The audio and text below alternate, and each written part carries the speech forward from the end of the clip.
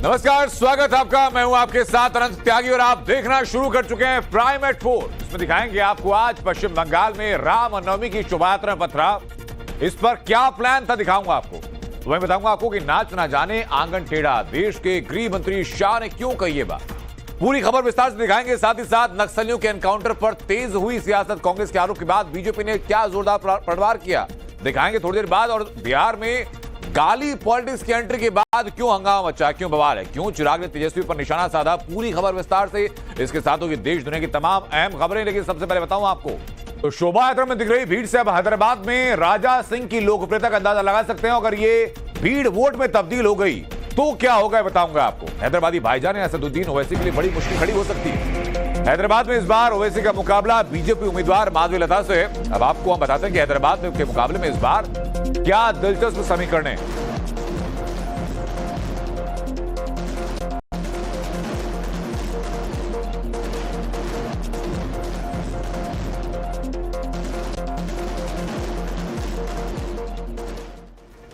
ये तस्वीरें हैदराबाद में निकली राम यात्रा की, जहां बीजेपी विधायक राजा सिंह की तरफ से राम भक्तों के बीच में पहुंच करके गाना गाया गया, राम के भजन गाए गए। और उसके साथ ही साथ बता दूं आपको कि माधवीलता हैदराबाद से असदुद्दीन ओवैसी के सामने लोकसभा उम्मीदवार है। माधवीलता की सोशल मीडिया पर लोकप्रियता सामने लगातार आ रही है, उनके बयानों को लेकर के चर्चाएं हो रही हैं और माधवीलता दावा ठोक रही है कि इस बार असदुद्दीन ओवैसी की पुश्तैनी होती आ रही जीत पर विराम लग जाएगा। और माधवीलता कहती है कि मैं हिंदू मुसलमान नहीं बल्कि एक महिला होने के नाते हर वर्ग की महिलाओं के हक की आवाज उठाऊंगी।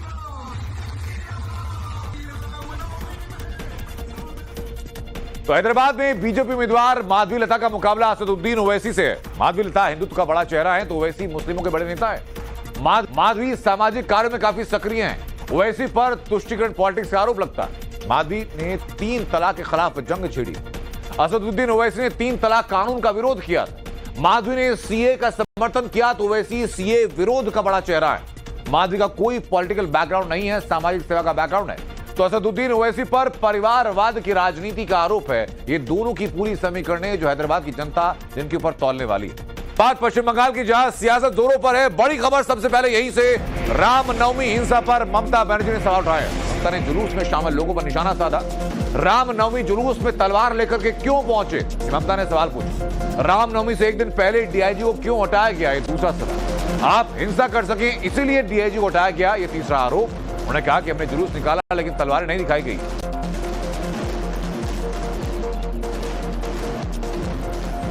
तो पश्चिम बंगाल में रामनवमी के दिन हिंसा कब, कैसे और कहां भड़की, इस रिपोर्ट में जरा देखिए।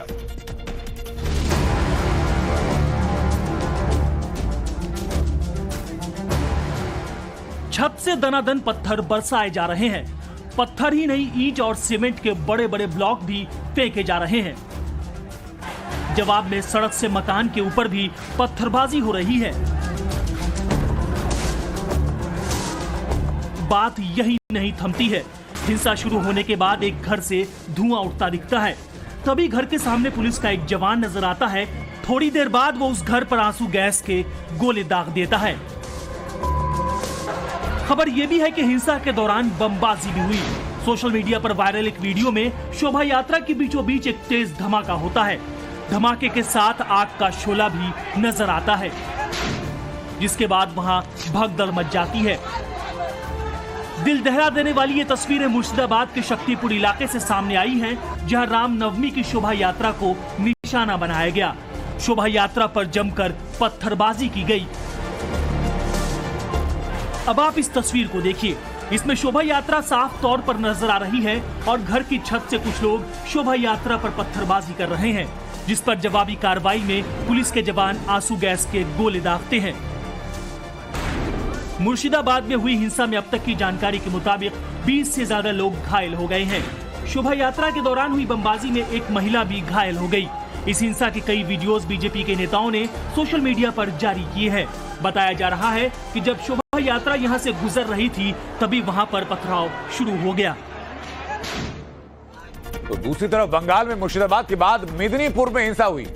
मेदिनीपुर में बीजेपी के दफ्तर को आग के हवाले किया गया और बीजेपी ने इस हिंसा के लिए टीएमसी को जिम्मेदार ठहराया। बीजेपी का आरोप यह कि बंगाल में सनातनियों के साथ साथ बीजेपी को निशाना बनाया जा रहा है और इस हिंसा के पीछे ममता बनर्जी का हाथ है।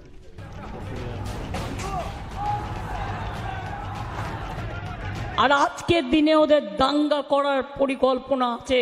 সাবধানে থাকবেন, সতর্ক থাকবেন। দাঙ্গা করে ভোটে ফয়দা লুটতে চায়। দাঙ্গা করা ছাড়া, মিথ্যে কথা বলা ছাড়া, ভাওতা ছাড়া বিজেপির আর কোনো গ্যারেন্টি নেই। ওদের একটাই গ্যারেন্টি, দাঙ্গা করো। মামলা প্রমাণ করছে মমতা বন্দ্যোপাধ্যায়ের পরিকল্পনা মতোই তার সমর্থকরা এই কাজ করেছে। এর আগেও সিএ এনআরসির প্রতিবাদে এই শক্তিপুর সহ রেজিনগর বিভিন্ন এলাকাতে ট্রেন পুড়িয়ে দেওয়া হয়েছিল, স্টেশন জ্বালিয়ে দেওয়া হয়েছিল, রাষ্ট্রীয় সম্পত্তি ধ্বংস করা হয়েছিল। ওই এলাকায় সনাতনীরা সংখ্যালঘু, তাই যেখানে সংখ্যালঘু এলাকায় হিন্দুরা, তাদের পূর্ণ সুরক্ষার দায়িত্ব প্রশাসনের, মমতা বন্দ্যোপাধ্যায় प्रशासনের। वहीं पश्चिम बंगाल से इस वक्त की बड़ी खबर सामने। मेदिनीपुर में बीजेपी नेताओं पर एफआईआर दर्ज की गई। अग्निमित्रा पॉल सहित 16 बीजेपी नेताओं पर एफआईआर दर्ज की गई। ड्यूटी पर तैनात पुलिस अधिकारी को धमकी देने का आरोप है। पुलिस कर्मियों के साथ मारपीट का आरोप है। बुधवार को बीजेपी नेता मेदिनीपुर कोतवाली पहुंचे थे और रामनवमी पर ममता बनर्जी के बयान को लेकर एफआईआर दर्ज करने की मांग की थी। इसी दौरान उनकी पुलिस कर्मियों से बहस हुई और हाथापाई तक की नौबत आ गई। কমপ্লেন দিচ্ছে না পুলিশ অফিসার, বলছে আমি কমপ্লেন নিতে পারবো না। वहीं 24 चुनाव से पहले उत्तर प्रदेश में सियासत जोरों पर है। सीएम योगी ने फिर विपक्ष पर निशाना साधा और जोरदार निशाना साधा और कहा कि हम नेशन फर्स्ट कहते हैं, उनका फैमिली फर्स्ट पर जोर है। यूपी में अब कर्फ्यू नहीं, कांवड़ यात्रा निकलती है। योगी ने कहा कि पीएम मोदी का 140 करोड़ लोगों का परिवार है। जन्मोत्सव के आयोजन को अपनी जन्मभूमि पर बनाने का अवसर प्राप्त हो गया और सूर्यवंशी राम को भगवान सूर्य की किरणों में तिलक करते हुए, अभिषेक करते हुए भी आपने देखा होगा। संपूर्ण सनातन भारत आलोकित हो रहा था। ये लोग तो कर्फ्यू वाले लोग हैं, इन लोगों ने कर्फ्यू लगा दिया। महीनों महीनों दंगा होता था, बेटी और व्यापारियां सुरक्षित थी। आज हमारे प्रदेश में कर्फ्यू नहीं है। आज तो शानदार तरीके से कांवड़ यात्रा निकलती है। कांवड़ यात्रा अंतर स्पष्ट है, फर्क साफ है। देश के हित के बारे में सोचने वाले लोग नहीं थे, पहले तो अपने परिवार के बारे में सोचने वाले लोग थे। इसीलिए तो शहरों में चुनाव नेशन फर्स्ट बनाम फैमिली फर्स्ट के बीच में होने जा रहा है। स्वार्थ के परिवार में और मोदी के परिवार में, मोदी का परिवार 140 करोड़ का भारत है, इसलिए उनके लिए राष्ट्र पहले है और कांग्रेस, सपा, बसपा इनके लिए अपना परिवार महत्वपूर्ण है, इसलिए अपने स्वार्थ के परिवार के बाहर ही सोच भी नहीं सकते।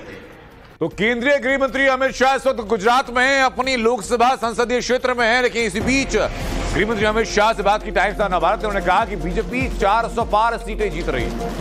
उन्होंने कहा कि कांग्रेस को नाच ना जाने आंगन टेढ़े वाला हाल है, कांग्रेस का भविष्य ही खतरे में। उन्होंने कहा कि कांग्रेस को शहीदों की व्याख्या तक नहीं पता, नक्सलवाद को हम जड़ से खत्म करेंगे। प्रियंका गांधी कह रही है 180 सीट नहीं आए, अगर ईवीएम मशीन का हो, गड़बड़ी ना हो। तो जिस असेंबली चुनाव में कांग्रेस जीती थी वो ईवीएम सही देखा। नाचना ना आए आंगन टेढ़ा, इस थ्योरी के साथ कांग्रेस आगे बढ़ रही है। राहुल गांधी कह रहे हैं कि राहुल गांधी कह रहे हैं कि लोकतंत्र खतरे में है, कांग्रेस का भविष्य खतरे में। शहीदों जो नक्सली मारे गए उसको शहीद कह रहे हैं, नक्सली जो मारे गए। मुझे लगता है इनको शहीदगी की व्याख्या ही मालूम नहीं है।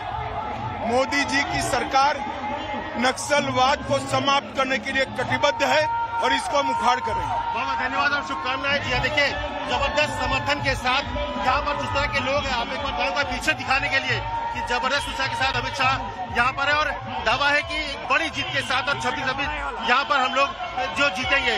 कैमरा इमरान के साथ अमित कुमार, टाइम्स ऑफ भारत, गांधीनगर। इस बीच कश्मीर से आतंक पर प्रहार की एक बड़ी खबर सामने आ रही है। बड़ी खबर यह कि पुलवामा में अलगाववादी नेताओं के यहां रेड की गई है। पुलवामा के रिहायशी इलाकों में कार्रवाई की गई है। आपको बता दूं कि पुलवामा के रिहायशी इलाकों में पुलिस की कार्रवाई की गई और इसमें बड़े अलगाववादी नेताओं के घर पर छापेमारी की गई। अलगाववादी नेताओं के घर पर छापेमारी की गई। अभी तक इनपुट यह था कि यहां से कोई ना कोई राजस्व विभाग की टीम को चीजें प्राप्त हो सकती हैं। अलगाववादी नेता के घर पर की गई कार्रवाई के बाद अब राजस्व विभाग की तरफ से बरामदगी क्या हुई है, इस पर भी नजर बनी हुई है। अब बात बिहार की गाली पॉलिटिक्स की, क्योंकि जहां चिराग पासवान की मां को गाली दिए जाने के मामले ने तूल पकड़ना शुरू कर दिया। चिराग की मां पर टिप्पणी का मामला चुनाव आयोग पहुंचा है। एनडीए दलों की महिला विंग ने चुनाव आयोग से शिकायत की, तेजस्वी यादव पर एफआईआर दर्ज करने की मांग की। चुनाव आयोग से मामले की जांच करने की मांग की गई, लेकिन मामला यहीं तक सीमित नहीं है। इस पर पॉलिटिकल प्रतिक्रियाएं भी लगातार सामने आ रही हैं।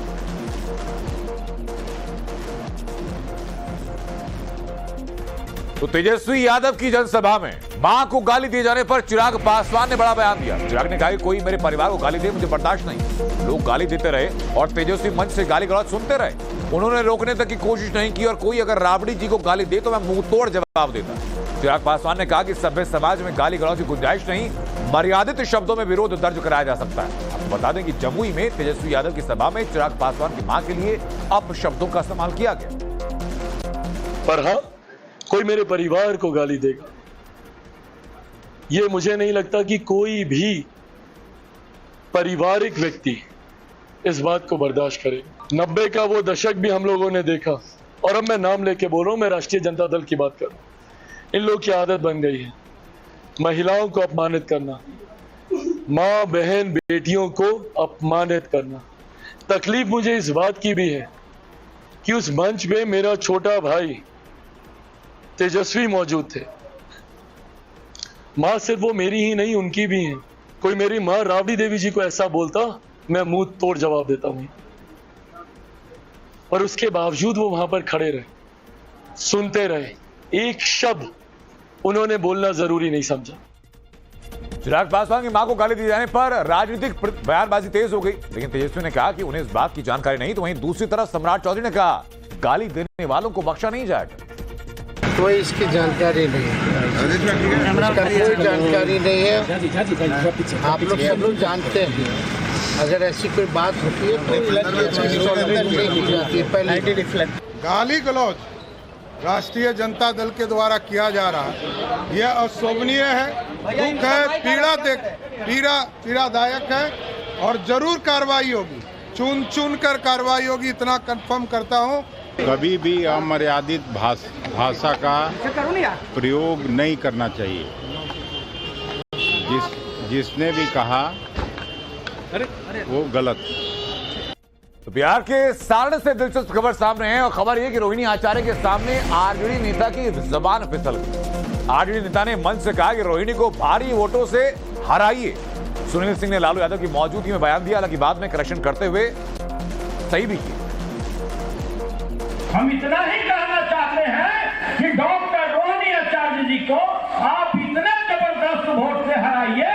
हम इतना ही कहना चाहते हैं कि डॉक्टर रोहिणी आचार्य जी को आप इतने जबरदस्त वोट से हराइए।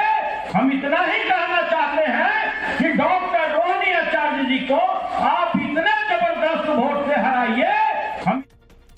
और एक खबर जहां नक्सल एनकाउंटर पर राजनीति गर्मा चुकी है। कांग्रेस का बयान सामने आया, उस बयान के बाद बीजेपी लगातार सवाल उठा रही है। मारे गए नक्सलियों को कांग्रेस शहीद कहती है। सुप्रिया श्रीनेत के प्रेस कॉन्फ्रेंस के दौरान के बयान के बाद बीजेपी ये सवाल खड़ा कर रही है। बीजेपी कह रही है कि सुरक्षा बलों पर कांग्रेस सवाल लगातार खड़े करती रही है। कांग्रेस पार्टी आतंकियों को, नक्सलियों को, उग्रवादियों को शहीद कहती है और सेना और सुरक्षा बलों के कार्रवाई पर प्रश्न चिन्ह खड़े करके उनके मनोबल पर कुटाराघात और चोट करती है। और एक और बड़ी खबर हरियाणा की राजनीति से जुड़ी हुई। एक बड़ी खबर यह कि गुरुग्राम से राज बब्बर चुनाव लड़ सकते हैं। गुरुग्राम सीट से राज बब्बर के नाम की चर्चाएं हैं। पूर्व सीएम भूपेंद्र सिंह हुड्डा से राज बब्बर ने मुलाकात। आज कांग्रेस ईसी सब कमेटी की बैठक में फैसला होगा। हालांकि राज बब्बर की उम्मीदवारी को लेकर के संशय थोड़ा बचा हुआ है, लेकिन आज की जो मुलाकात उनकी रही है राजस्थान, आपकी हरियाणा में पूर्व सीएम भूपेंद्र सिंह हुड्डा से, उसके बाद ये संभावनाएं प्रबल हो गई।